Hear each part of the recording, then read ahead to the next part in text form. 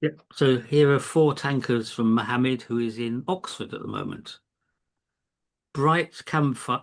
I'll start again. Bright campfire in the night by the tall trees. I look at stars here, there. They see more of them. Soft breezes lulling to dreams.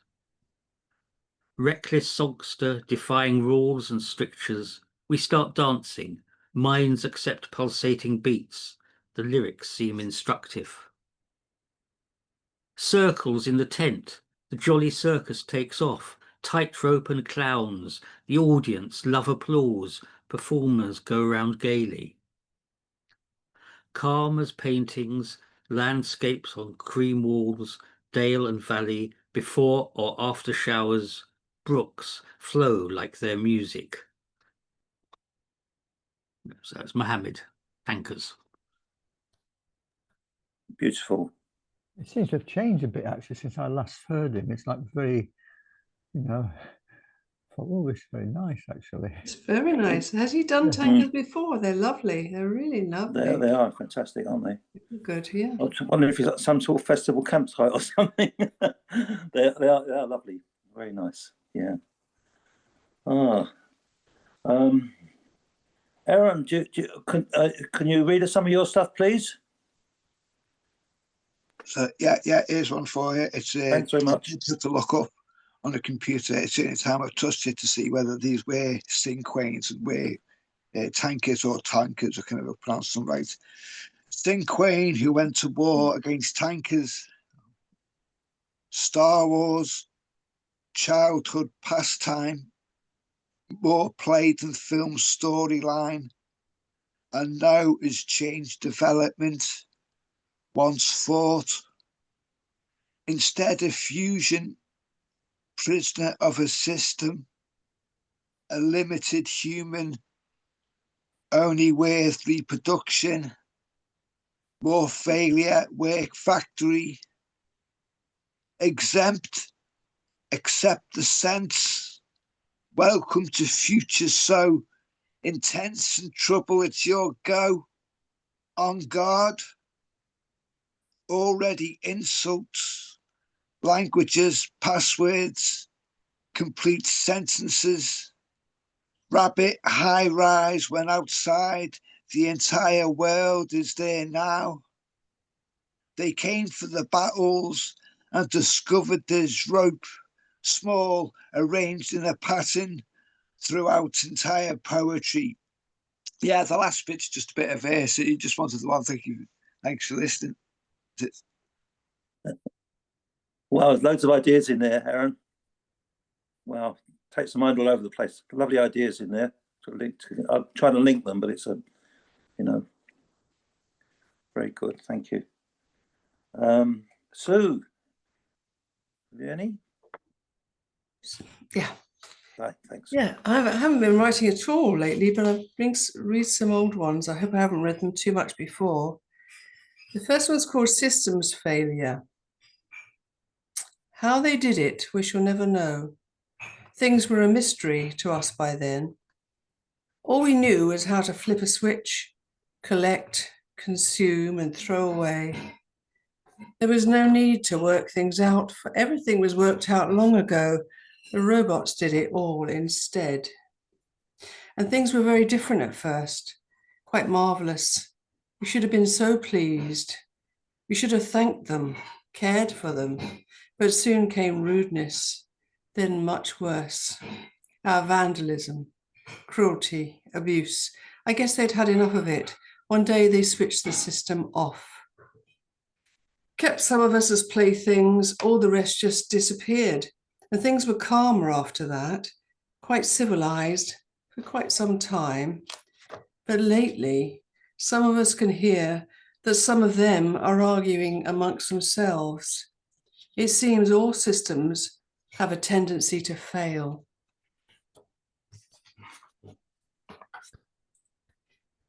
This is called Parable. It's, I had a stroke when I was younger, and this is about that. Parable. Death came to me late autumn at first light. He gripped me briefly, said, "Not yet, daughter. This is not your time." When death surrendered me and I was sure that he had gone, I got up, stood beside my bed, breath quiet with gratitude, with miracle. And morning went on in the street outside. His touch was sharp, cold as a cave, myrrh scented, absolute. He will return. I hover newborn in between the worlds. Often I will lose my way. I fold the edges of my wasted life as neatly as I can and learn to pray.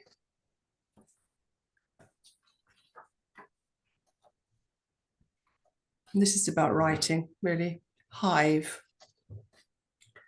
All night, tongue-tied, though the moon speaks silver, become first light, wild words are buzzing. Bee swarms gather, flower-scented, while I'm walking, sunshine on my back. It's then the words fly in. I stand within my shadow, listen. Now there's honeycomb inside me, sweet, so sweet, yet fragile, brittle. How to hold this precious brimming. Thank you. Thank you, Sue. Beautiful. I think the middle one, you picked up that uncertainty of not, when something serious happens, you don't know where it's going, you don't know what path you're going down. Three lovely poems. Thank you very much. Thank you. Thanks. Jim, are you ready for us? You're muted, Jim. You need to unmute. Yeah. That's it. That's it. I'm muted, yeah. Okay. I brought 3 poems along for the first half.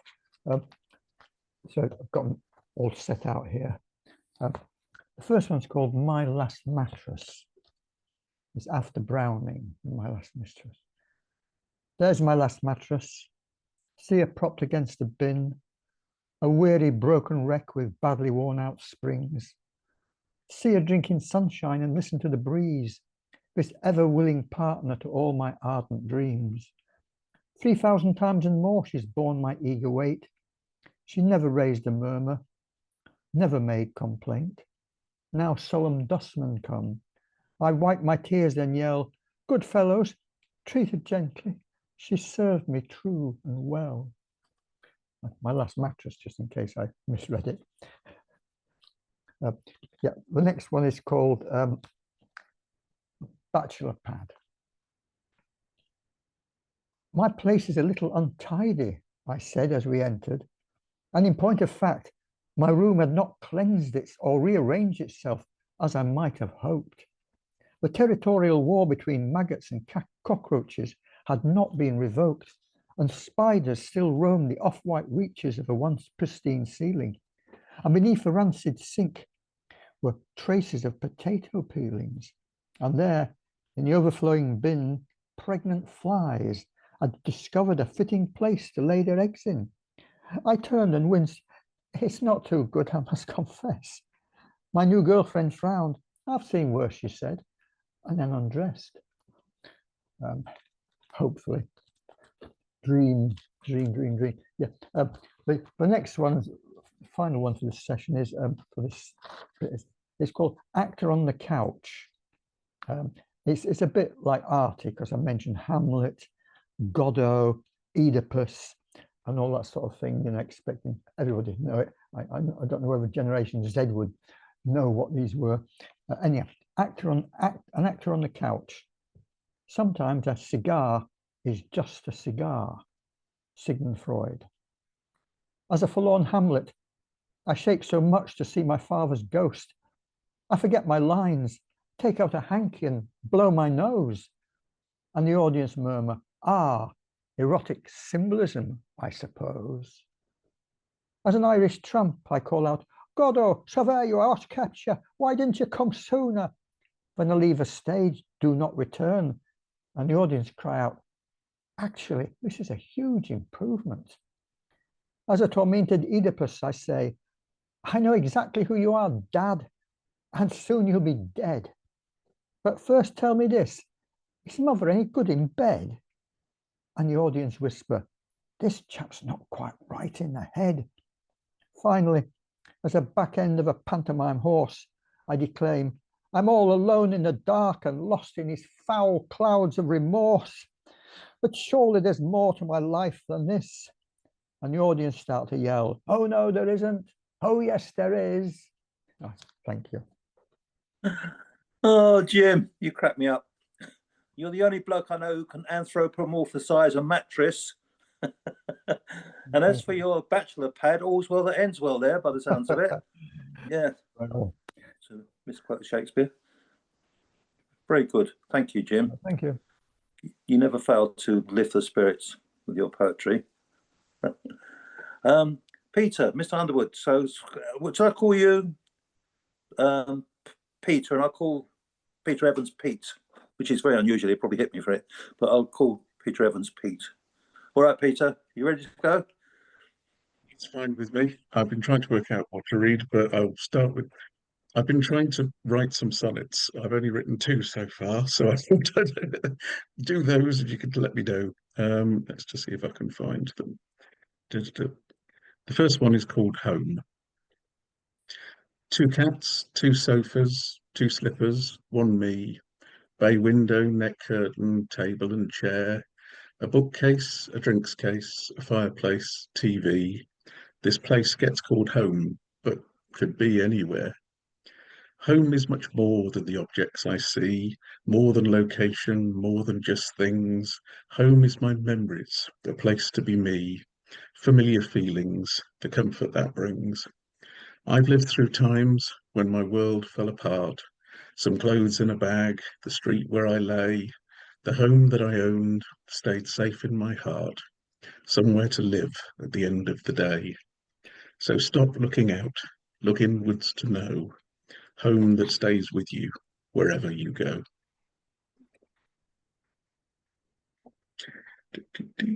And the one which I think I finished, the most recent thing I've written, which is just called Fog. In a rain cloud mood, low, dull and grey, stressed out so long I couldn't even think, ground to a halt, couldn't work, rest or play, I aimlessly stared at plates in the sink. Then, looking up through kitchen window glass, there under the hedge, orange body curled, dozing in sunshine, nestled in grass, a symbol of calm, no care in the world. That fox, no doubt, had no trouble-free life, but rested, contented, warmed by the sun. A lesson for me in dealing with strife. Pause in the joys, don't just keep pushing on. When stressed, I now picture, in my mind's eye, a fox fast asleep beneath Leyland Eye. Wonderful, wonderful, lovely poems. Thank you. I enjoyed those. Now, Pete. Hello, George. Judd or something you're going to call me? I'm going to read 3 poems by Charlotte Mew, 1868 to 1928. Very good. The first one, because I started off because the first one mentions August. So, in the fields. Lord, when I look at lovely things which pass, under old trees, the shadows of young leaves dancing to please the wind along the grass, or the gold stillness of the August sun on the August sheaves, can I believe there is a heavenlier world than this? And if there is, will the heart of any everlasting thing bring me these dreams that take my breath away? They come at evening with the home flying rooks and the scent of hay over the fields. They come in spring.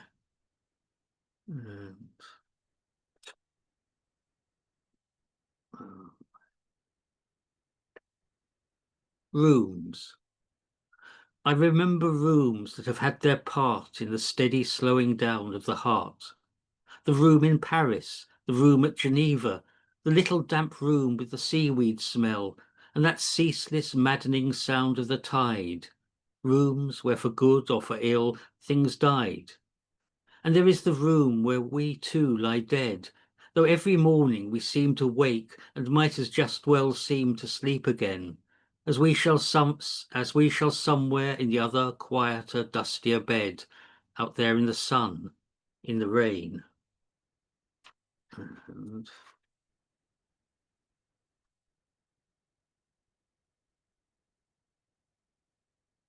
from a window. Up here, with June, the sycamore throws across the window a whispering screen. I shall miss the sycamore more, I suppose, than anything else on this earth that is out in green. But I mean to go through the door without fear, not caring much what happens here when I'm away. How green the screen is across the panes, or who goes laughing along the lanes with my old lover all the summer day.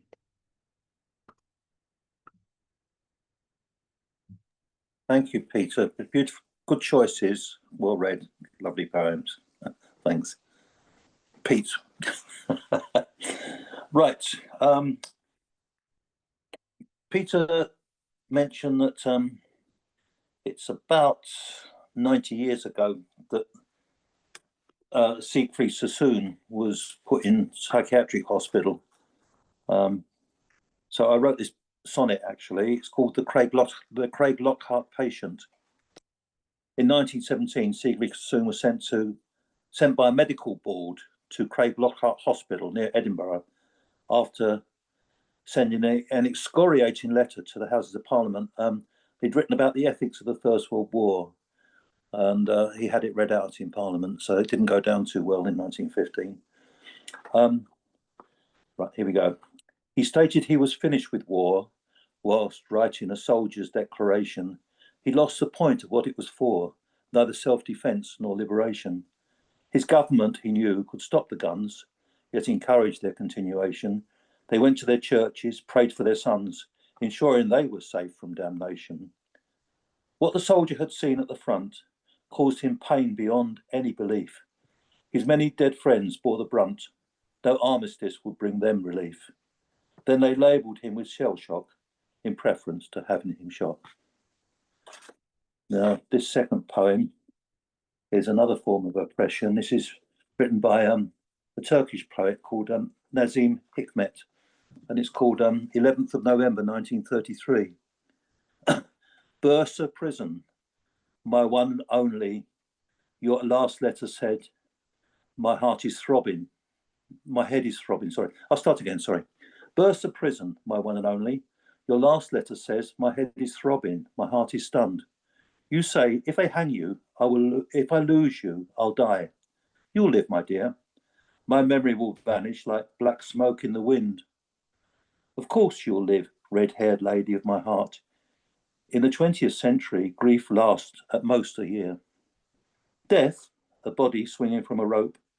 My heart can't accept such a death, but you can bet if some poor gypsy's hairy black spidery hand slips a noose around my neck, they'll look in vain for fear in Nazim's blue eyes.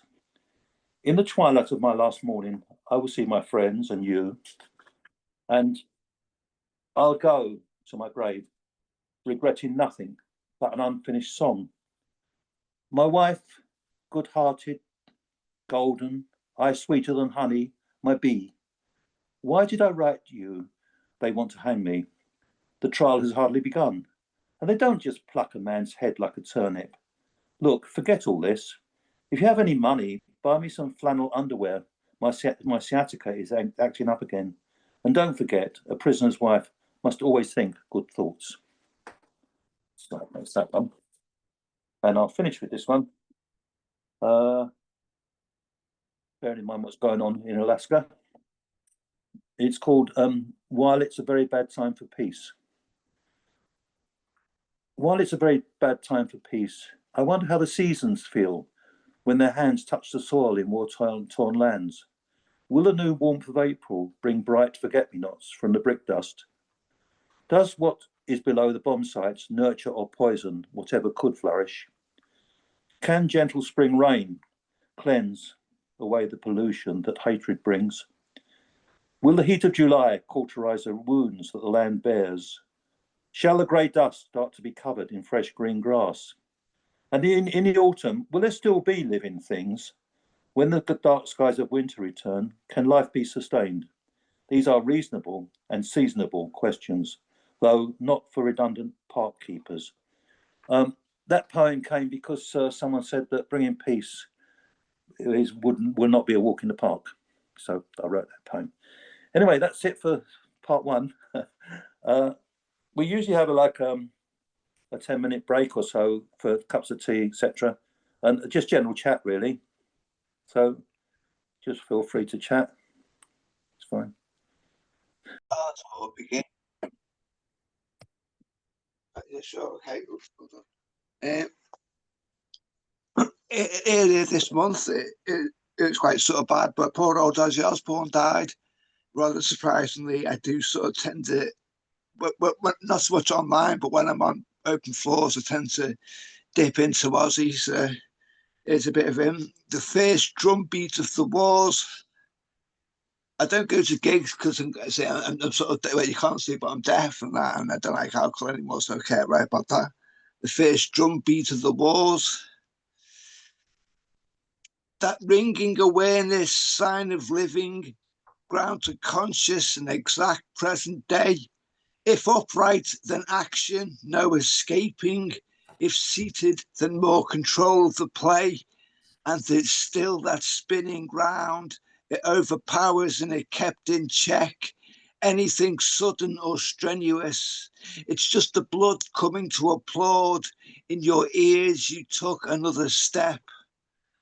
That plotted course, irrelevant map, steered, go along, exact of that. And where there's peace and quiet, the ringing in ears started riots.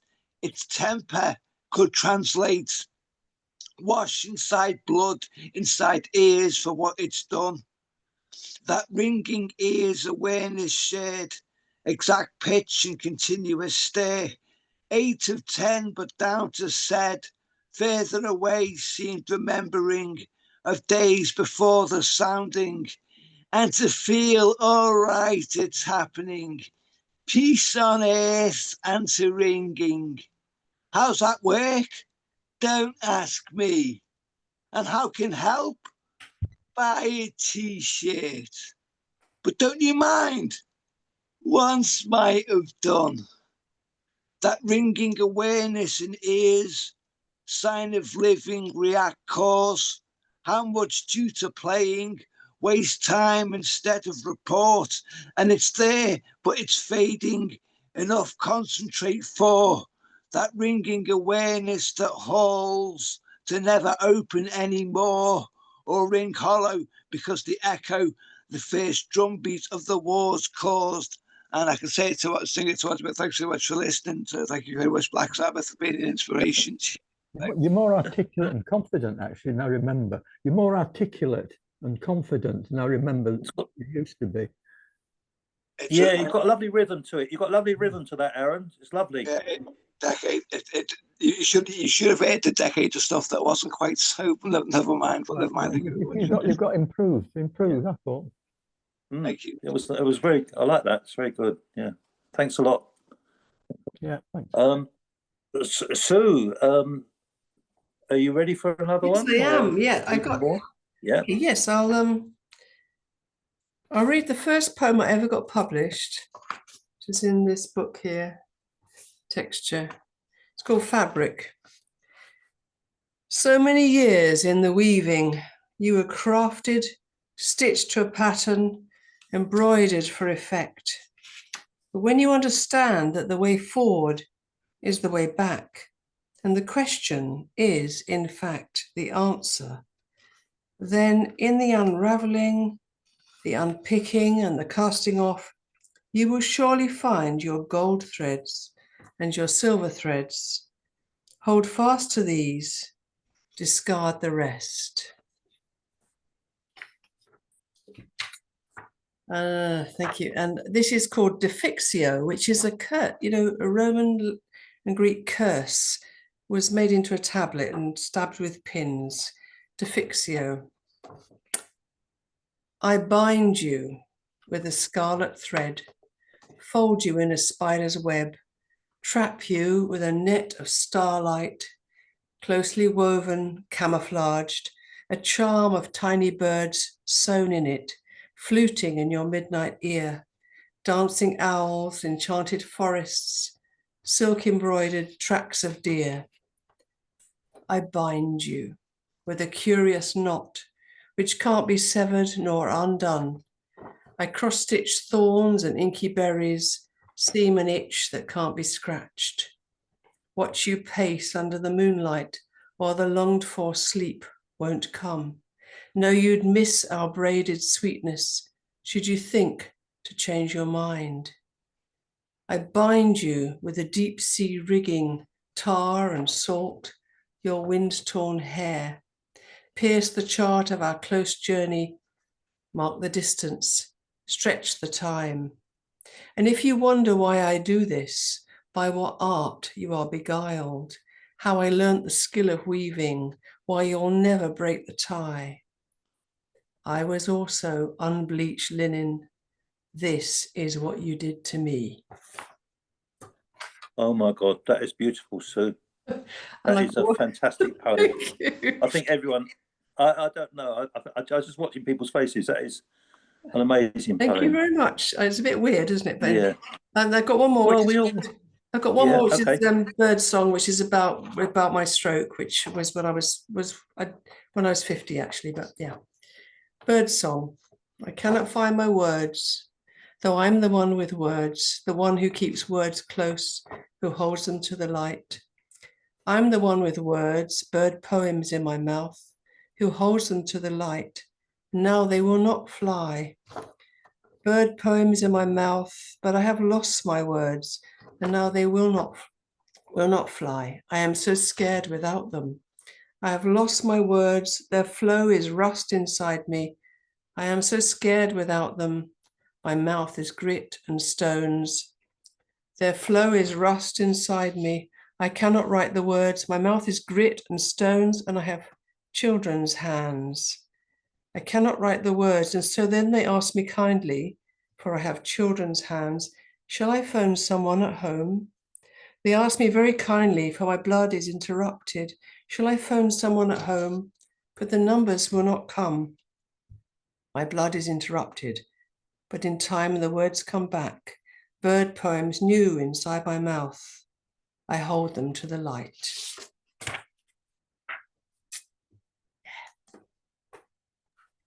play with something else. Thank you very much. Yeah, very good. Very, very good. Thank you, sir. Jim, are you good to go? Yeah. Okay. That's it. Yeah. Going on to something more serious this time. First one's called Going Back in Time with My Mother, a confession.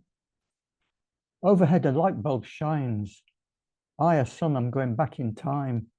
I see my mother in a wooden box. My lips are saying rest in peace, but I'm thinking all the while of the inheritance I've just received. Going further back, I see my mother in a corner of a psychiatric ward, screeching like an eagle in search of some Prometheus, or weeping like a small lost child. On leaving, there's my fleeting kiss, a silvery tear upon the cheek. Then, for a passing show of filial grief, I bite my lip and quietly leave. Yet further back, I'm in my teens. I put my hand upon her shoulder. She smiles as mothers do in dreams. My father, cutting cheese and pickle, taps a plate with fork and knife. I think, he says by way of admonition, you've been far too familiar with my beloved wife. I, the son, am shocked, but my mother simply smiles. And now I'm not yet born. It's my mother's wedding night. She is a virgin bride, no less. My father, likewise undefiled, except perhaps within the limits of his imagination. So they are filled with joyous liberation, two needy, troubled people in a garden of their own infatuation. Then I see a photo of my mother. She's just a few months old and looking oh so cute and wholesome. I want to take her in my arms and say, look at me, my pretty, I'm your future firstborn son. Yes, indeed, the little boy that you will call the happy one. At last, my backward journey's done. The photo gets a final tombstone kiss. And I'm not entirely certain. I should have told you all of this. That's been a bit grim. The second one is, it's kind of, I don't actually gamble. I go into betting shops. I've got a thing about betting. I'd like to predict things and all that sort of thing, football and all that sort of thing. But making money doesn't make any, it's meaningless to me. But whatever. It's called Portrait of a Gambler in a Local Betting Shop. He seeks always the delirious prospect of self-destitution, as if it were a mother's impending embrace. Learns to engage with and respect fallen angels who glory in their losses like Christian martyrs. He feels redeemed and consoled by the silent awestruck pity of other gamblers and feigns stoic indifference to initiates who scream abuse when they attack slot machines with metal stools. Yet he yearns to leap intact and brightly shining from the all-consuming jaws of addiction, longs to pursue redemption scenarios and the abiding wonder of spiritual rebirth. But after a big win, he is seduced and transfigured by hosannas calling out his planetary importance and derides the impending oblivion of time wasters who have never taken risks, have never truly lived. So he ponces from others and is likewise pounced upon as he pursues multiple odysseys and Golgothas, his ears forever tuned to myriad silent voices. And as a notorious non-gambler, I watch on impassively, entranced, priggish and mournful. We exchange words devoid of meaning and I leave. It's quite sad, actually, sad, but for me, fascinating. And the last one is called No Man is Entirely an Atheist. Godless I'll go into that great good night, but thanks for the journey, thanks for the ride. The desire to sleep and never wake up. England so sweet when we won the World Cup. From cave dwellers' murals to frescoes in Venice, there's been inventions like football and tennis. I've seen rhythm and blues meet country and western as Africa moved through the body of Presley. I've worshipped the womb, the joy and the pain, had respect for tombs, embraced the rain. Our planet might perish. Did dinosaurs dream? Life is a legend. We feel what we feel. So godless I'll go into that great good night. But thanks for the journey. Thanks for the ride. That's it. Thanks a lot. Thank you, Jim. You did it to us again, didn't you, with that poem about the mother poem? Yes, you suddenly come out with something very deep and profound. I had really not a very good family life. I hated my father. Did love my mother, but she was just, she became got dementia later in life, and she always used to let him get away with murder, and she didn't protect and guard us like she should have done. So it made me what I am today, sort of thing. Yeah. Could pick up the sadness in there. Could pick up the sadness. Yeah. Gifted but damaged. Yeah. Thanks. Thanks. Yeah. Peter, you've got some for us, please. Yes, I'll do a couple. We were talking earlier about writing from experience. This is the opposite in the fact that I've started writing about a pub that doesn't exist and the people that don't live there and all the things like that. And so I'll read a couple of those. Right. Start off with, if I can find it. This one is called The Badly Stuffed Cat. In a glass case behind the bar is a badly stuffed cat. Above a rictus, toothy grin or snarl, wild staring eyes focus on the front door. No one enters or leaves outside of that gaze, an unnerving greeting for those new to the bar. A staccato body leads to a wiry tail bent at the top to fit in the case, and four paws splayed and gripping an uncertain landscape as though it might slip away if it wasn't held fast.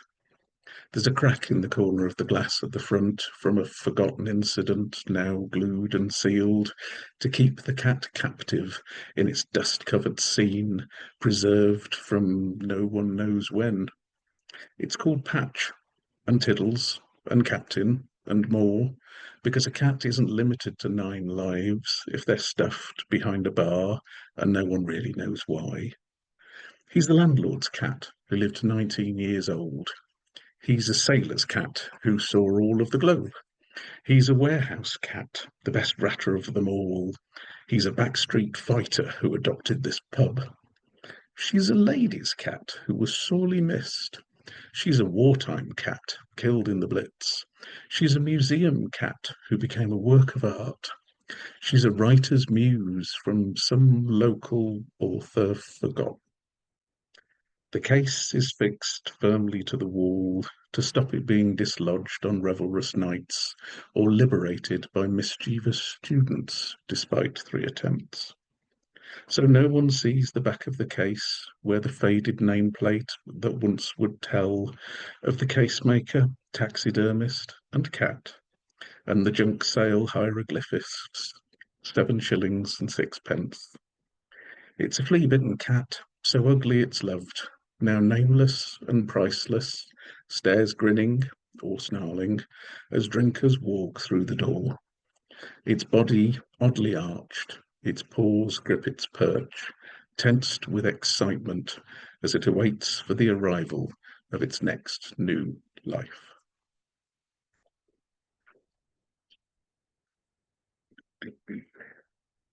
And let's this one's a bit different. It was prompted by, I was telling somebody about writing these poems and they started telling me about a pub they knew when they were younger. So I'm blaming them for this one.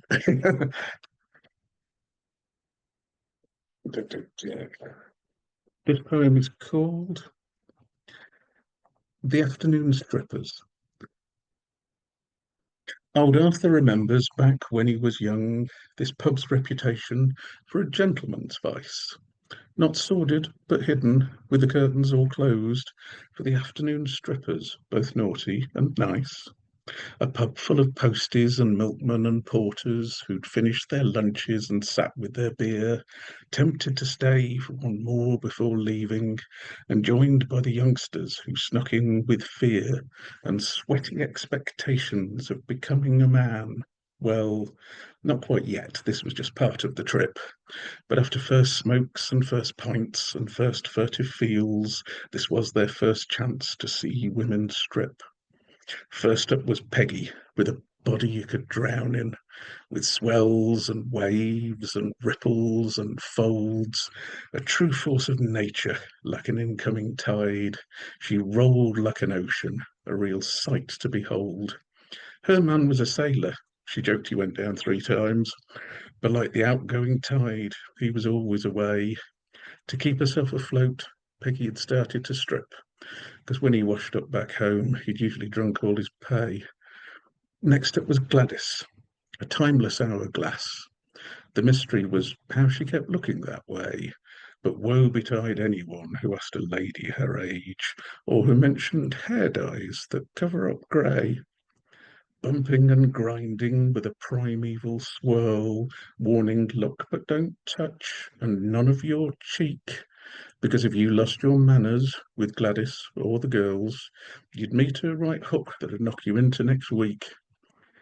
And then it was Susie, soft curls, smoky eyes, a real lived-in body by 4 children so far, a flesh landslide figure with stretches and scars, but a gaze that transfixed everyone in the bar.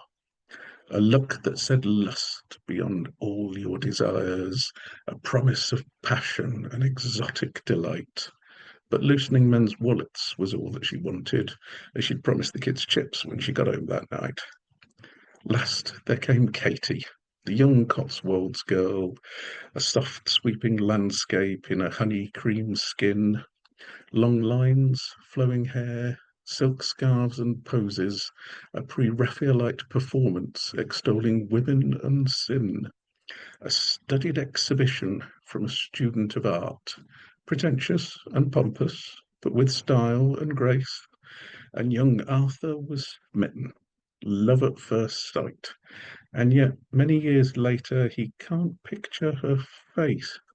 He can see the blue feather boa that Gladys used when she took off her bra. He can remember Peggy approaching and Susie's cesarean scar. He can vividly see the old pint glass that went round after each woman had done. But sometimes the old age and the drinking leaves only impressions, and Katie has gone. But old Arthur still fondly remembers when this pub was a very different place. Times change, things move on, but the memories of the strippers puts a smile on his face. Well done, Peter. You've managed to desexualize striptease. Well done. You brought it down to earth where it should be. Very good. But it's more, Oh. I mean, and lots of the poems Sorry? in that thing are more about the characters than, and it's A life experience. evoking the, yes. Yeah. It's my pretentious aim to be Dylan Thomas, but we'll see how that goes. Have you got many? And your badly stuffed cat reminded me there is a pub on the Embankment, Dirty Dick's, wasn't it, where they had a cat in the rafters that was supposed to go back to the 18th century or something. They've never removed the cobwebs and stuff in there. I don't know if it still exists, but that was the vox pop of the age anyway. Yeah. Have you got many poems as a pub? Sorry? What was that, sorry? Have you got many other poems from the pub or pub poems?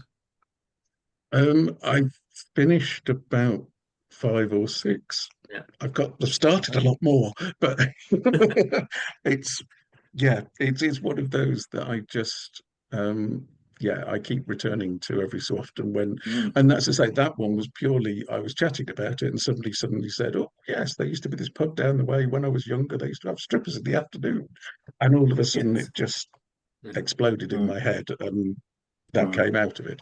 So yes, it's sort of a there's quite a few unfinished poems, but I've only got about 5 or 6 finished yet. You might get some of them next month. Hurrah. Yeah, that'd be lovely. That would be lovely. It's a good theme, I think. It's a good theme. Peter, can we call? Oh, Pete, with your sunset. Right. I'm going to read another poem by Charlotte Mew. It's probably her most famous poem, called The Farmer's Bride. 3 summers since I chose a maid, too young maybe, but more's to do at harvest time than abide and woo. When us was wed, she turned afraid of love and me and all things human, like the shut of winter's day, her smile went out. And 'twasn't a woman, more like a little frightened fay. One night in the fall she runned away. Out 'mong the sheep her be, they said, should probably have been abed, but sure enough she wasn't there, lying awake with her wide brown stare. So over 7-acre field and up along across the down we chased her, flying like a hare before our lanterns, to Church Town, all in a shiver and a scare. We caught her, fetched her home at last, and turned the key upon her fast. She does the work about the house as well as most, but like a mouse. Happy enough to chat and play with birds and rabbits and such as they, so long as menfolk keep away. Not near, her eyes beseech, when one of us comes within reach. The woman say that beasts in stall look round like children at her call. I've hardly heard her speak at all. Shy as a leveret, swift as he, straight and slight as a young larch tree, sweet as the first wild violets, she to her wild self. But what to me? The short days shorten and the oaks are brown. The blue smoke rises to the low grey sky. One leaf in the still air falls slowly down. A magpie's spotted feathers lie on the black earth spread white with rime. The berries redden up to Christmas time. What's Christmas time without there be some other in the house than we? She sleeps up in the attic there, alone, poor maid. 'Tis but a stair betwixt us. Oh my God, the down, the soft young down of her, the brown of her, her eyes, her hair, her hair.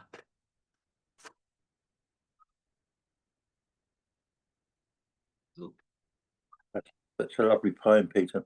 Such a Is. lovely poem. Yeah. And I just read one that happens to Read. mention by Seamus Heaney. Blackberry picking. Late August, given heavy rain and sun for a full week, the blackberries would ripen. At first, just one, a glossy purple clot among others, red, green, hard as a knot. You ate that first one, and its flesh was sweet like thickened wine. Summer's blood was in it, leaving stains upon the tongue and lust for picking. Then red ones inked up, and that hunger sent us out with milk cans, pea tins, jam pots, where briars scratched and wet grass bleached our boots. Round hayfields, cornfields, and potato drills, we trekked and picked until the cans were full, until the tinkling bottom had been covered with green ones, and on top big, dark blobs burned like a plate of eyes. Our hands were peppered with thorn pricks, our palms sticky as bluebeards. We hoarded the fresh berries in the byre, and when the bath was filled, we found a fur, a rat-grey fungus glutting on our cash. The juice was stinking too. Once off the bush, the fruit fermented. The sweet flesh would turn sour. I always felt like crying. It wasn't fair that all the lovely canfuls smell of rot.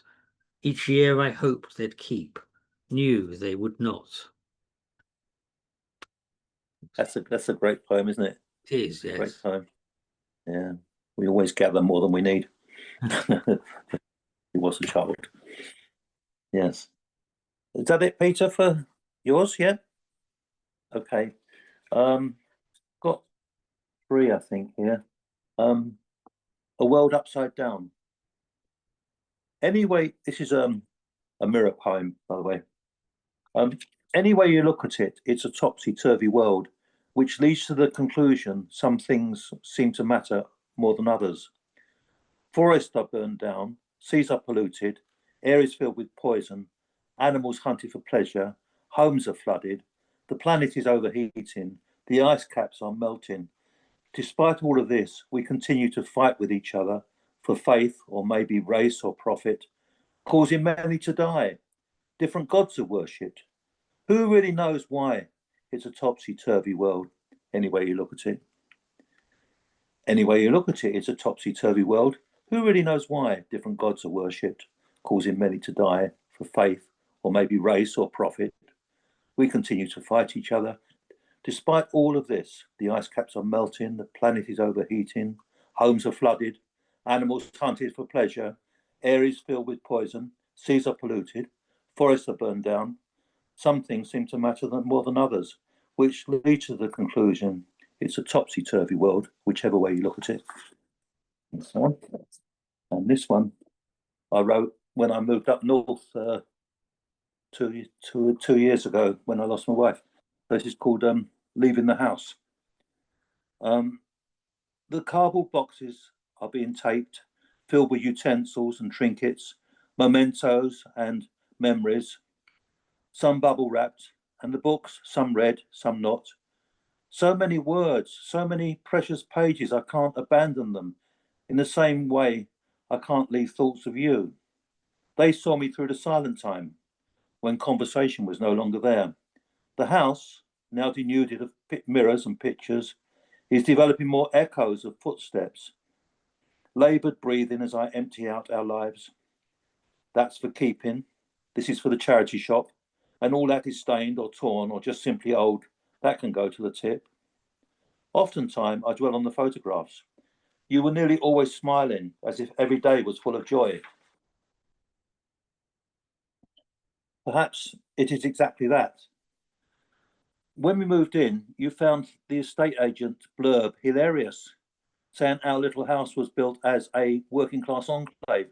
And I said that would hardly suit your hyacinth bouquet personality, would it?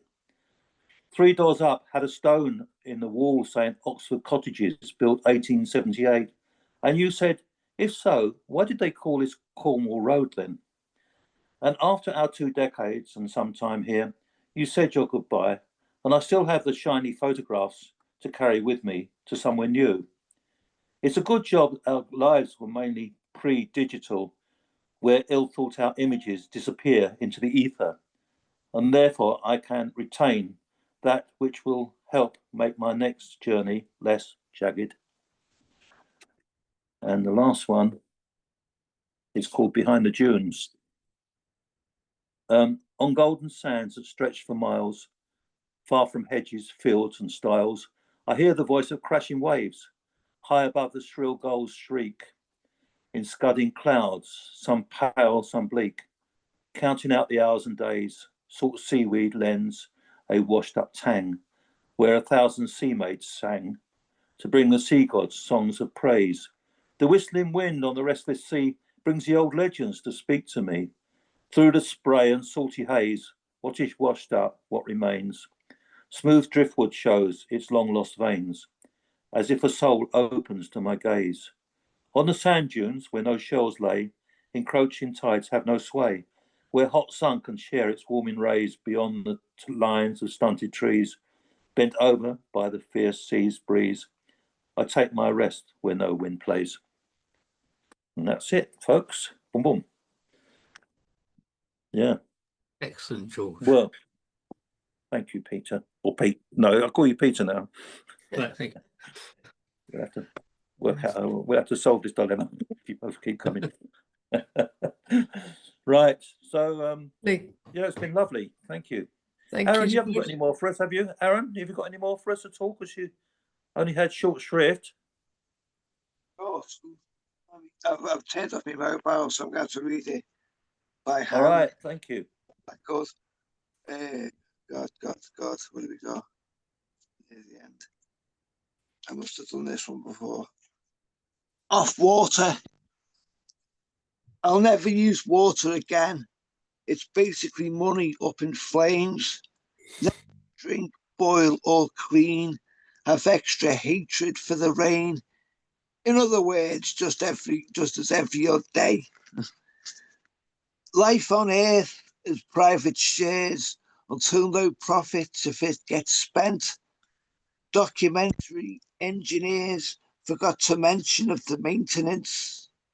I built a bomb with photocopied paper in a children's show of youth. Do it again if do it wants truth. Strategic placed flowing rivers, designed once so built monstrous, still overlook the British hostages whose existence became dirty protest and so ingrained didn't notice that bank had closures, but the laughter regardless never seems from the mouth of a people in doubt, but seemed constant all hours and endless. I'll never use using water again, but that leaves such little choice, except damn lagers for sale, whatever left with after bullied. And thanks very much. Yeah, I had to sort of give up the drink a few years ago. I'm all right and doing okay on it. I'm just plugged into the everyday of now, and that's what it's going. Thank you very much. I'll try to see you next month. Well, thank you, Aaron. You rage against the monopolies. That's very good. Making these massive profits. Cheers. Yeah. Well, I hope we see you next month. Yeah, I do. Yes. Yes, I like all this. next month. Yeah. Nice So, to see you all. Yeah. Yeah, it's been a lovely evening. Thanks a lot, and Thank very you. rich as usual. Yeah. Yeah. Cheers. Take care, everyone. Yeah. Bye. Bye, See you Sue. next time. See you then. Bye. Bye.